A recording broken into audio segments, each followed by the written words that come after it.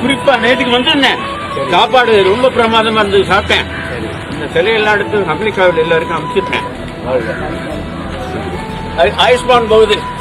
அமைச்சர் சேகர் பாபு தமிழ்நாட்டில் உள்ள அனைத்து கோவில்களுக்கும் தன்னுடைய அயராத பணியால் பல கோடி செலவில் புனரமைப்பு பணிகளை மேற்கொண்டு வருகிறார். இந்நிலையில் திருவள்ளுவர் கோவில் திருப்பணிகள் 19 கோடியில் புனரமைக்கப்படும் நிலையில் அதை அமைச்சர் சேகர் பாபு நேரில் ஆய்வு மேற்கொண்டுள்ளார். அப்போது அங்கு ஒரு முதியவர் அமைச்சர் சேகர் பாபுவை பார்த்ததும் அன்போடு ஓடோடி வந்து கையை பற்றி கொண்டார். மேலும் நான் இங்க சேட்டலைட் கேமரா போட போறேன், நீங்க அங்க இருந்தே பார்க்கலாம் என்று அன்பையும் பொழிந்திருக்கிறார். இதற்கிடையே அமைச்சர் சேகர் பாபுவிற்கு தண்ணீர் கொடுத்து தாகத்தையும் தணிக்க உதவி இருக்கிறார் அந்த முதியவர். இறுதியாக சேகர் பாபுவை பார்த்து நீங்க நீண்ட ஆயுளோட நல்லா இருக்கணும் என்று ஆயுஷ்மான் பாபா என்றும் கூறியிருக்கிறார். இதை பார்த்த அமைச்சர் முதியவரின் காலிலும் விழுந்துள்ளார். இது அனைவரையுமே நெகிழ்ச்சி அடைய வைத்துள்ளது.